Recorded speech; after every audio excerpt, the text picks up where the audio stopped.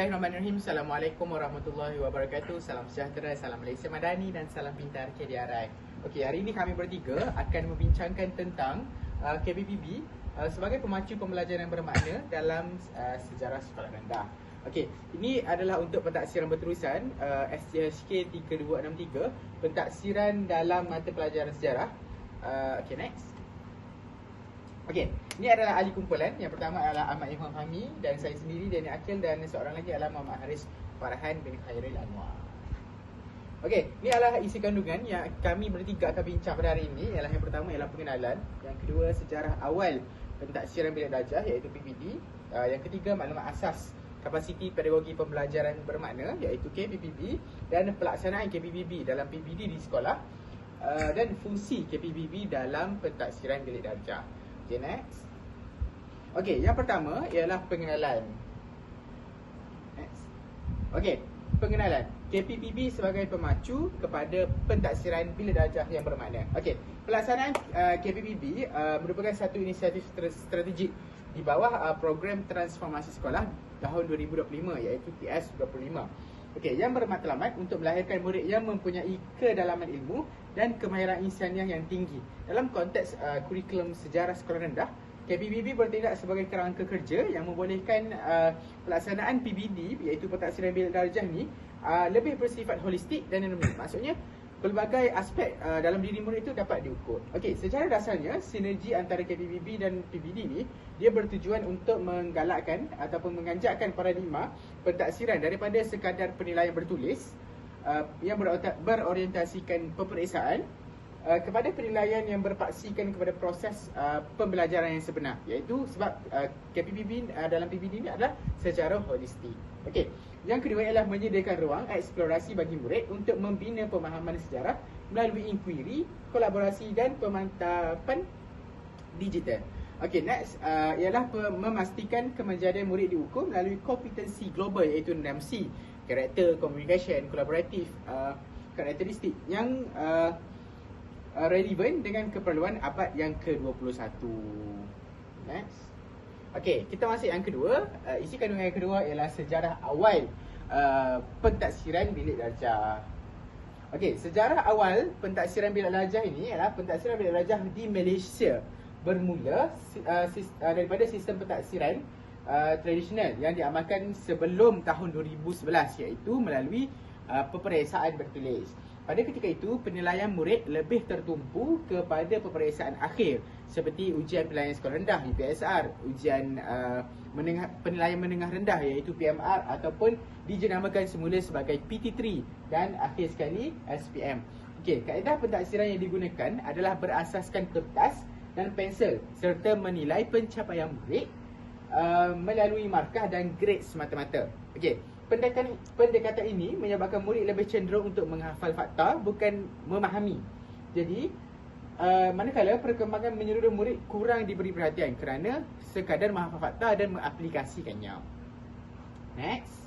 Okey, pada tahun 2011 pentaksiran berasaskan sekolah ini diperkenalkan, iaitu perubahan mula berlaku pada tahun 2011 apabila Kementerian Pendidikan Malaysia KPM memperkenalkan PBS.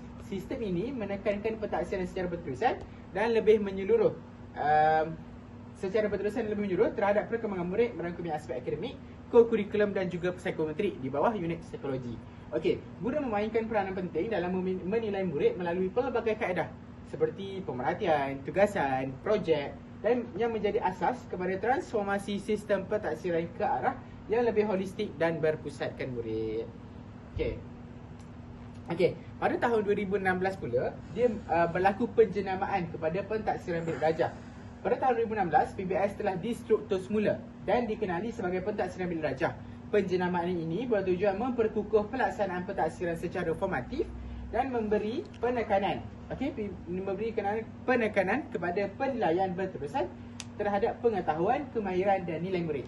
Guru melaksanakan pentaksiran melalui kaedah lisan, penulisan dan pemerhatian secara lebih fleksibel selaras dengan keperluan pembelajaran murid di dalam kelas. Okey, last sekali ialah pada tahun 2017 berlakunya pengukuhan semula dalam PBD dalam pendidikan. Sejak tahun 2017 hingga kini, PBD terus diperkukuh sebagai komponen utama dalam sistem pendidikan di Malaysia. Pelaksanaannya memberi fokus kepada tahap penguasaan murid yang diukur melalui 6 tahap. Di samping menekankan elemen kemahiran berfikir aras tinggi iaitu KEBAT. Guru menggunakan pelbagai instrumen seperti rubrik dan senarai semak bagi memastikan pentaksiran yang lebih sistematik dan berkesan. Secara keseluruhannya, PBT bukan sahaja bertujuan menilai pencapaian murid tetapi juga membantu meningkatkan perkembangan potensi murid secara menyeluruh. Okey. Sebagai pengenalan kepada KPPB, KPPB merujuk kepada kapasiti pedagogi pembelajaran bermakna yang diperkenalkan bagi memenuhi keperluan dalam sistem pendidikan ke arah yang lebih fleksibel dan canggih seperti abad ke-21 yang menuntut pendekatan pengajaran yang lebih aktif dan berpusatkan murid.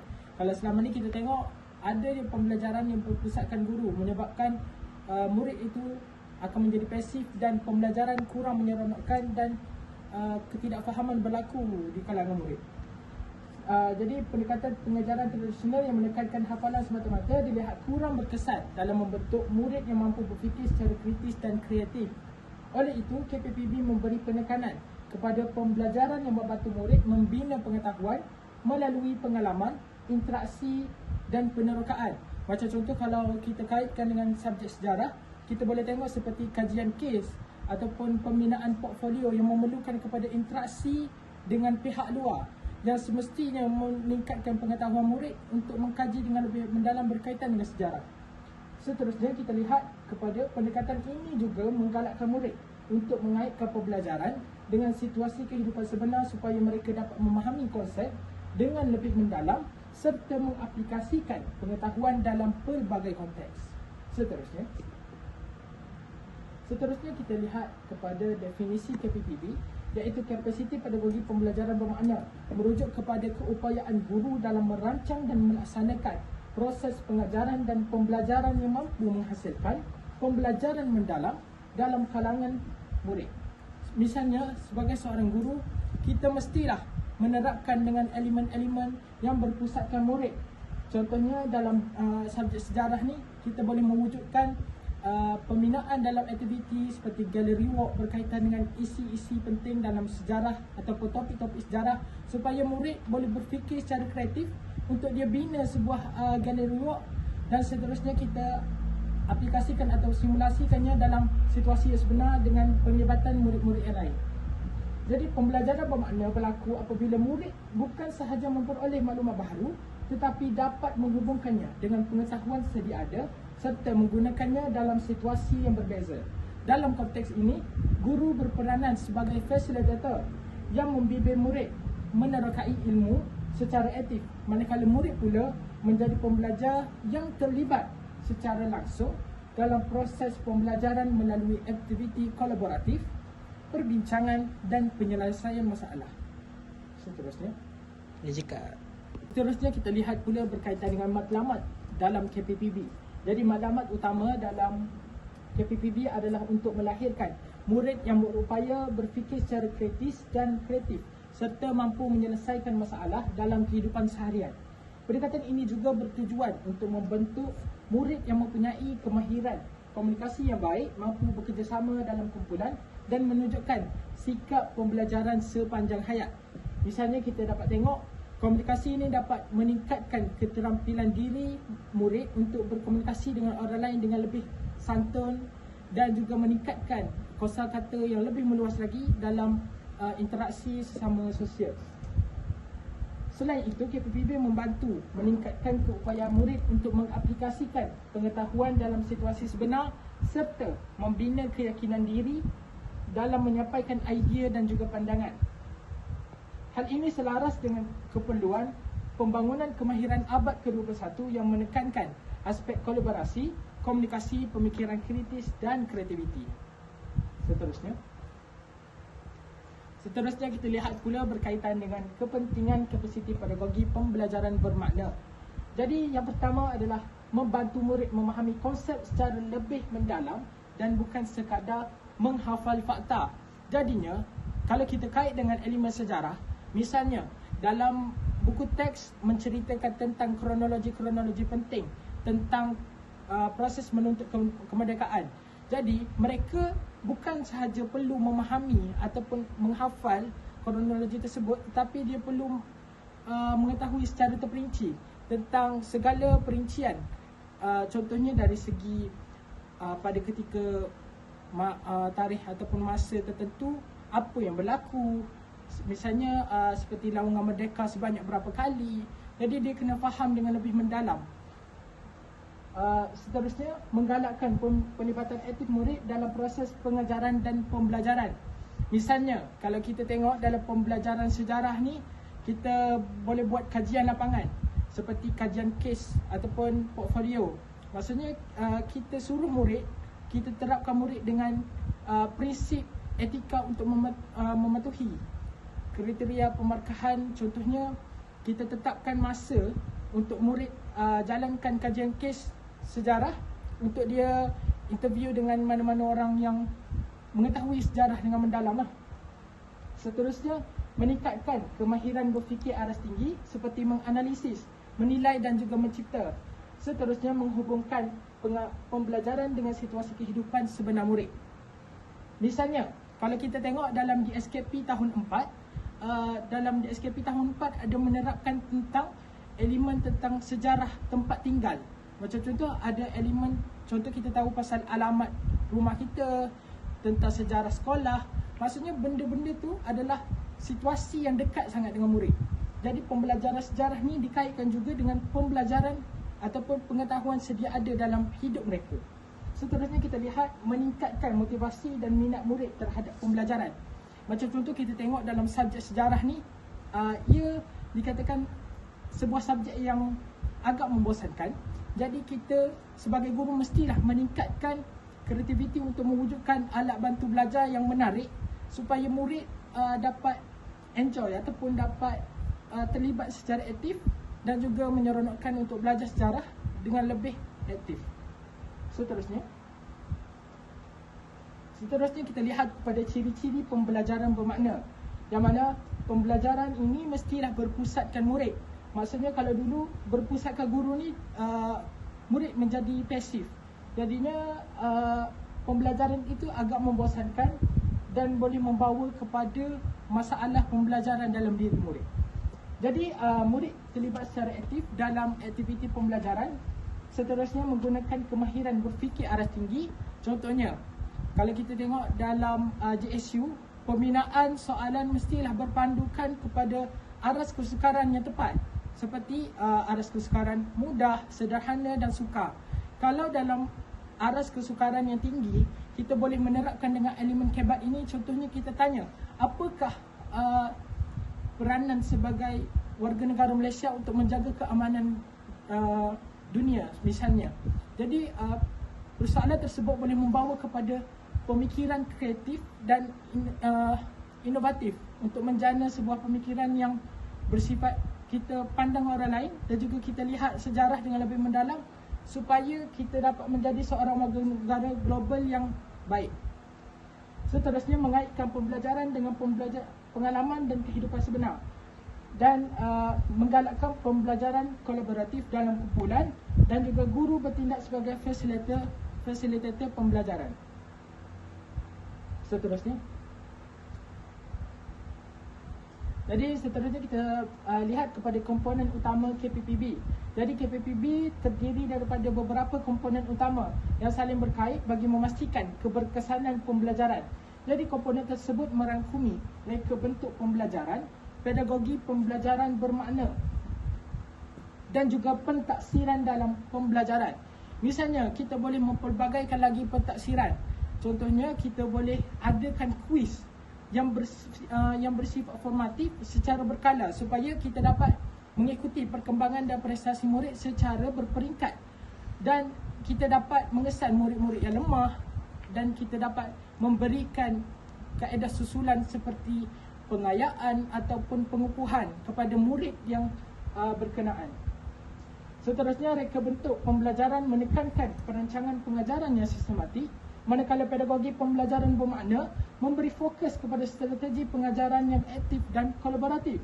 Pentaksiran pembelajaran pula berfungsi untuk menilai tahap penguasaan murid secara berterusan dan memberikan maklum balas bagi meningkatkan pembelajaran. Seterusnya, Jadi seterusnya kita lihat Seterusnya kita lihat kepada pedagogi pembelajaran bermakna. Jadi ia merujuk kepada strategi pengajaran yang digunakan oleh guru untuk menggalakkan pelibatan aktif murid. Antara pendekatan yang boleh digunakan termasuklah pembelajaran berasaskan inquiry, pembelajaran kooperatif dan juga pembelajaran berasaskan projek dan pembelajaran berasaskan masalah. Seterusnya kita lihat dalam peranan guru dalam KPPB. Dalam KPPB, guru memainkan peranan penting sebagai perancang, fasilitator dan juga pembimbing pembelajaran. Guru perlu merancang aktiviti yang berpusatkan murid serta menyediakan peluang kepada murid untuk terlibat secara aktif. Maksudnya di sini, guru mestilah tidak mengetepikan hak dalam diri murid dengan melakukan diskriminasi pada mana-mana murid. Maksudnya keterlibatan itu mestilah secara menyeluruh tanpa mengetepikan mana-mana pihak, supaya pendidikan yang dapat diterima itu adalah pendidikan yang inklusif dan terbaik untuk pendidikan generasi yang akan datang. Selain itu, guru juga bertanggungjawab membimbing murid semasa aktiviti dijalankan dan memberikan maklum balas yang membina. Guru turut berperanan mewujudkan persekitaran pembelajaran yang kondusif serta menggalakkan murid berfikir secara kritis dan kreatif. Seterusnya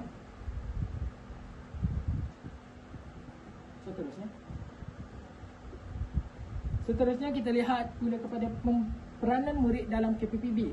Jadi murid dalam KPPB berperanan sebagai pembelajar aktif yang terlibat secara langsung dalam proses pembelajaran. Mereka digalakkan untuk bertanya soalan, berkongsi idea dan juga bekerjasama dengan rakan dalam menyelesaikan tugas. Seterusnya, impak KPPB kepada murid.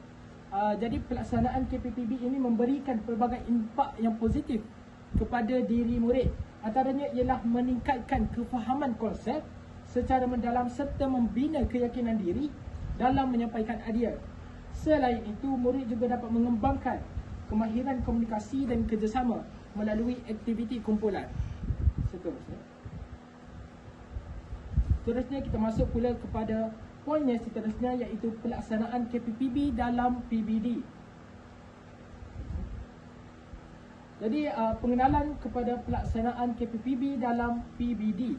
Jadi pelaksanaan kapasiti pedagogi pembelajaran bermakna dalam pentaksiran bilik darjah merujuk kepada proses mengintegrasikan pendekatan pembelajaran bermakna dengan kaedah pentaksiran secara berterusan ataupun formatif. Dalam konteks ini, pentaksiran ini tidak hanya bertujuan mengukur pencapaian murid tetapi juga membantu meningkatkan pembelajaran mereka. Guru menggunakan pelbagai strategi pentaksiran semasa PDP berlangsung bagi mengenal pasti tahap penguasaan murid dan seterusnya menyesuaikan pengajaran mengikut keperluan mereka. Okey, baiklah, kita pergi kepada isi yang seterusnya, iaitu ciri-ciri pembelajaran bermakna. Jadi dalam ciri-ciri pembelajaran bermakna, di antara perkara yang penting adalah untuk kita sebagai guru untuk menilai tahap penguasaan murid secara berterusan sepanjang proses pengajaran dan pembelajaran. Yang kedua adalah untuk KPPB, pembelajaran bermakna je, pembelajaran bermakna ini dapat membantu guru untuk mengenal pasti kekuatan dan juga kelemahan murid dengan lebih tepat dan jitu. Dan yang ketiga adalah pembelajaran bermakna ini juga dapat membantu guru untuk memberikan maklum balas segera dalam meningkatkan kefahaman murid. Misalnya kalau kita kaitkan dengan sejarah lah, apabila guru mengajar sesuatu tajuk, misalnya tentang kerajaan Melayu awal, apabila adanya ciri-ciri pembelajaran bermakna ni, guru akan tahu sejauh mana tahap kefahaman yang telah diterima oleh para murid. Yang keempat, kita ada menyokong pembelajaran bermakna melalui pentaksiran yang berfokuskan proses pembelajaran. Dan yang kelima, kita ada pembelajaran bermakna dapat menggalakkan pelibatan aktif murid dalam aktiviti pembelajaran. Sebab kita tahu dalam aktiviti pembelajaran bermakna ni banyak melibatkan kemahiran-kemahiran lain.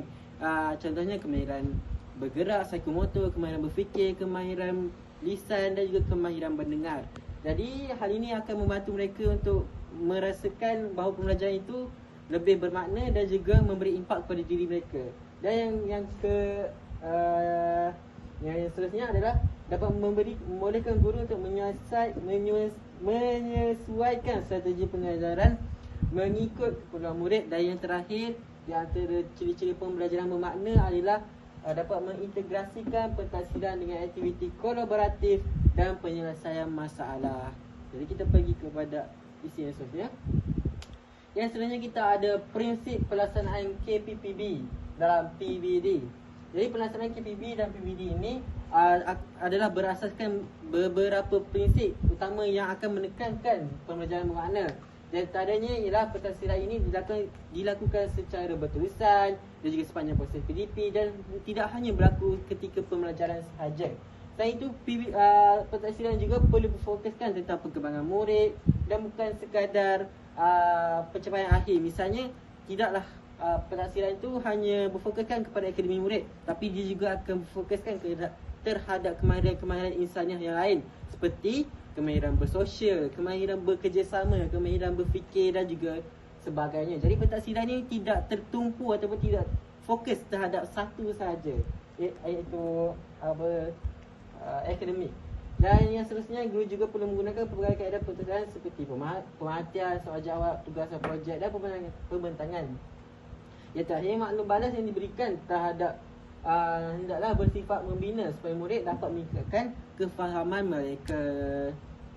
Jadi kita pergi kepada kandungan yang terakhir lah, kandungan yang terakhir di dalam pembentangan ini, iaitu fungsi KPPB di dalam PBD. Jadi seterusnya, okey, yang pertama adalah relevansi dengan konteks dunia sebenar. Ni di antara ciri-ciri yang penting lah.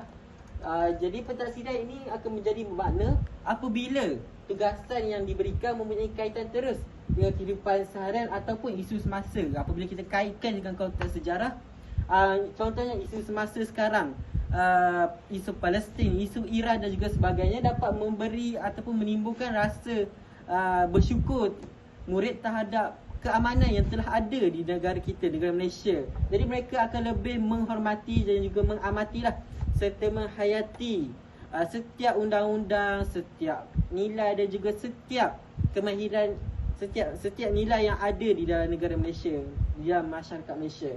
Jadi KPPB ini dapat memastikan instrumen PBD yang dibina oleh guru mampu untuk merangsang murid yang untuk berfikir secara kritis tentang bagaimana peristiwa masa lalu membentuk identiti mereka hari ini.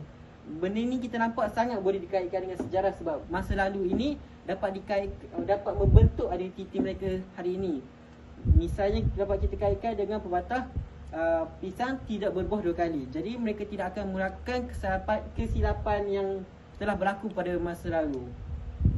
Yang misalnya kita ada penilaian holistik, dapat membolehkan guru menilai aspek asasi dan sebagainya, pembantuan kriteria tugasan yang merupakan fungsinya untuk menyokong penilaian terhadap aspek kepimpinan dan juga tanggungjawab dalam pusukan. Dan yang terakhir dari fungsi ini adalah indikator kemajadian, iaitu tahap pengusahaan ataupun TP murid tidak lagi hanya bergantung kepada jawapan betul dan salah, namun mereka juga perlu menekankan tentang kualiti kemahiran insaniah yang ditunjukkan semasa proses KPPB. Jadi kita pergi seterusnya. Baiklah, isi yang kedua adalah pemerkasaan agensi murid melalui pentadsiran kendiri dan juga rakan sebaya. Iaitu KPPB ini dapat memberi ruang kepada murid untuk terlibat dalam menentukan cara mereka ingin dinilai, sekaligus meningkatkan motivasi dan rasa tanggungjawab terhadap hasil kerja. Jadi tak adalah kita dapat katakan bahawa mereka ni dinilai sekadar berfokus kepada akademik sahaja. Mereka juga akan dinilai kepada kemahiran-kemahiran mereka, seperti kemahiran-kemahiran yang saya cakap tadi, kemahiran bersosial, kemahiran bekerjasama, kemahiran berfikir dan juga sebagainya. Selain itu, ianya juga dapat menggalakkan budaya maklum balas berterusan, di mana murid ini dapat menilai perkembangan diri mereka sendiri, iaitu perkembangan kendiri lah, untuk memberikan input yang berminat kepada rakan dan juga persekitarannya seperti guru dan juga yang lain, dan tidak hanya menunggu kepada guru. Jadi KPPB ini dapat membuat murid sedar bahawa mereka ni tak perlu tunggu pun cikgu memberikan keputusan. Mereka sedar sendiri bahawa adanya kelemahan dan juga kelebihan mereka ketika membuat sesuatu perkara. Dan yang terakhir adalah dapat membantu murid untuk memahami proses pembelajaran mereka. Macam mana bila adanya KPPB ni ataupun KPB dan PBD ni, murid ni akan tahu macam mana, bagaimana saya belajar, bagaimana saya buat macam ni, bagaimana saya dapat untuk bekerjasama. Jadi mereka akan timbul satu kesedaran yang merupakan teras kepada keberkesanan PBD secara berterusan. Ini kita bisa lihat. Yang ketiga, kita ada pemerkasaan agensi murid, iaitu suara dan juga pilihan kepada murid lah untuk memilih medium pentadsiran mereka. Itu sebagai peneruju PBB memastikan pentadsiran menyokong kita pembelajaran mendalam. Hal ini bermakna PBD ini dijalankan secara berterusan untuk memantau bagaimana murid membina hubungan antara konsep-konsep sejarah yang berbeza. Sebab kita tahu dalam mata pelajaran sejarah ni kita mempelajari tentang konsep-konsep sejarah yang berbeza, konsep sejarah Melayu awal, konsep sejarah Yang di-Pertuan Agong dan juga sebagainya. Jadi di antara autonomi pentadsiran yang ada dan juga di antara jenis-jenisnya adalah apabila autonomi pentadsiran PBB dapat memberi ruang kepada murid lah. Ni contoh-contoh aspek yang ada apabila pemerkasaan agensi murid ni. Autonomi pentadsiran PBB dapat memberi ruang kepada murid untuk terlibat dalam menentukan cara mereka ingin dinilai. Yang sebenarnya pentadsiran kendiri dan juga rakan sebaya, iaitu dapat menggalakkan budaya maklum balas berterusan di mana murid ini dapat menilai perkembangan diri macam saya cakap tadi tanpa membina input guru sendiri. Jadi apabila adanya KPBD dan PBD ni, murid sendiri tahu kelemahan dan juga kelebihan mereka tanpa menunggu input guru. Dan juga yang ketiga, kita ada pentadsiran kendiri dan juga rakan sebaya dapat menggalakkan budaya maklum balas lah, berterusan di mana murid ini dapat menilai perkembangan diri sendiri dan memberi input untuk membina kepada persekalahan mereka seperti saya cakap tadi. Seterusnya, yang keempat, iaitu yang terakhir, adanya tentang PBD dan PBD ni, adanya pemanfaatan digital sebagai medium evidence dinamik ataupun bukti dinamik lah, bukti yang secara berubah-ubah.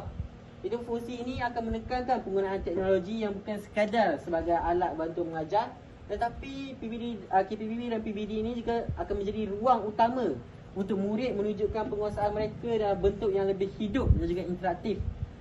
Misalnya dari aspek kepelbagaian instrumen, KPB ini dapat berfungsi untuk menggalakkan penggunaan alat digital audio seperti video, audio dan aplikasi kreatif. Jadi dalam mata pelajaran sejarah, apabila menggunakan alat-alat digital ini, murid tidak akan cepat bosan dan juga sebagainya. Dan yang kedua, kita ada literasi teknologi yang dapat memenuhi keperluan kemahiran digital seperti alat tugasan nombor 4, di mana murid ini dapat menggunakan teknologi bukan sekadar alat tetapi sebagai cara untuk menunjukkan kefahaman sejarah yang kompleks. Dan yang terakhir adalah dokumentasi secara sistematik, iaitu evidence digital membolehkan guru untuk membentuk rujukan silang dan menyimpan rekod perkembangan murid dengan lebih efisien bagi tujuan pelaporan tahap penulisan TP yang adil. Okey, jadi kesimpulannya dapat saya rumuskan bahawa integrasi kapasiti pedagogi pembelajaran bermakna KPBB di dalam pentadsiran bilik belajar PBD ini merupakan satu anjakan yang paradigma yang krusial ataupun penting dalam sistem pendidikan masa kini. Hal ini kerana KPB ini bukan sekadar kaedah pengajaran ataupun mekanisme pengajaran, namun ianya dapat memberi nilai yang autentik kepada murid dan mendalam dan relevan kepada murid. Misalnya dari segi peralihan budaya pentadsiran, keberkesanan elemen 6C, pemanfaatan digital yang bermakna dan juga pengajaran murid yang secara holistik. Jadi tuntasnya, akhirul kalam, keberkesanan PBD sangat bergantung kepada kualiti pedagogi yang dibawa oleh KPPB. Tanpa pembelajaran yang bermakna, pentadsiran hanyalah satu proses dokumentasi, namun dengan KPPB ini, PBD dapat menjadi satu instrumen yang benar-benar memanusiakan pendidikan untuk membentuk kemahiran insaniah yang penting sebagai seorang warga negara Malaysia yang aman dan harmoni. Jadi, wabillahi taufiq wal hidayah. Wassalamualaikum warahmatullahi wabarakatuh. Dan sekian, terima kasih kerana menonton.